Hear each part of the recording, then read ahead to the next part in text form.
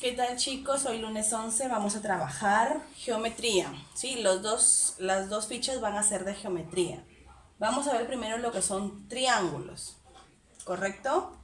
¿Qué es lo que buscamos al final de esta clase? Que podamos resolver los ejercicios propuestos con toda la parte teórica que nos brinda, todo lo que es propiedades, aplicando la clasificación.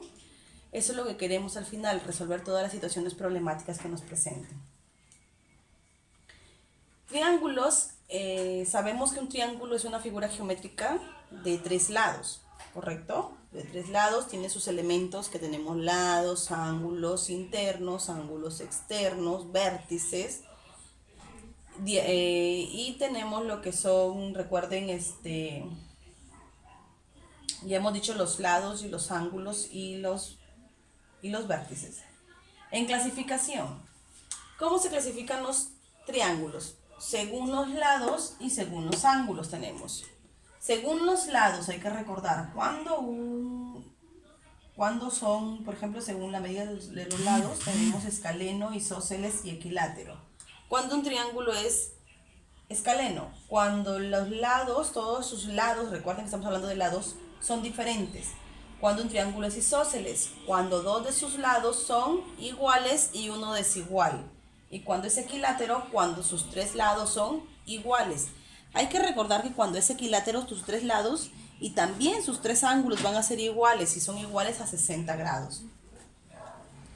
Según la medida de sus ángulos, tenemos rectángulos y oblicuángulos. Y dentro de los oblicuángulos vemos que tenemos el acutángulo y el obtusángulo. ¿Cuándo un triángulo es rectángulo? Cuando tiene un ángulo recto. Cuando un triángulo es acutángulo, cuando sus tres ángulos son agudos. Cuando un triángulo es obtusángulo, cuando tiene un solo ángulo obtuso. Y recordando ángulos, cuando es ángulo recto, cuando su medida es 90 grados. Cuando son agudos, cuando son mayores a 0 pero menores a 90. Y cuando son obtusos, cuando es mayor a 90 pero menor que 180. Continuamos con los teoremas fundamentales o las propiedades fundamentales de los triángulos. La primera propiedad me dice que alfa más beta más θ es igual a 180. O sea que la suma de los ángulos internos, porque están dentro, es igual a 180. En todo triángulo la suma de ángulos internos va a ser igual a 180. También tenemos la suma de los ángulos externos. La suma de los ángulos externos en todo triángulo va a ser igual a 360 grados. También tenemos la propiedad del ángulo exterior. Un ángulo exterior, ¿sí? Ya sea X, Y o Z, uno nada más, va a ser igual a la suma de los interiores no adyacentes a él. Por ejemplo, yo tengo este X es el ángulo exterior. ¿Y cuáles son sus interiores no adyacentes a él? Sería beta y alfa. O sea, X va a ser igual a beta más alfa. En el caso del Y sería igual a θ más alfa. Y en el caso de Z, Z sería igual a θ más beta. El teorema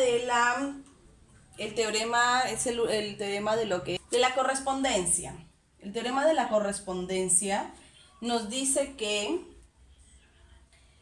a mayor ángulo se le opone mayor lado y a menor ángulo se le opone menor lado. Entonces, si yo sé que alfa es mayor a beta, este sería el ángulo mayor, el lado mayor sería el que se le opone, que es A, sería mayor.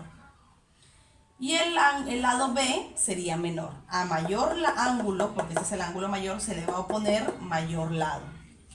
Y la propiedad de la existencia me dice que un lado va a ser menor a la suma, pero mayor a su diferencia. Por ejemplo, yo tengo C acá.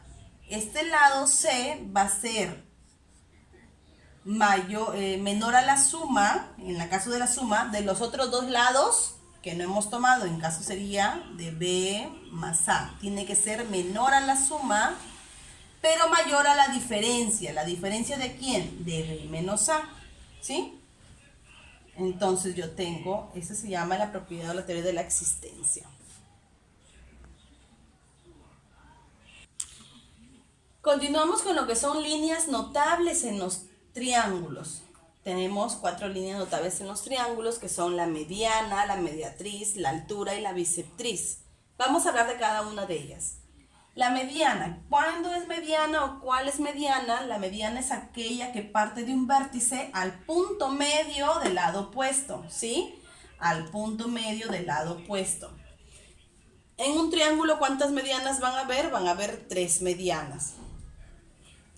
La mediatriz. La mediatriz es aquella recta. Ya no estamos hablando de un segmento que parte de un vértice. No, es aquella recta que pasa por el punto medio.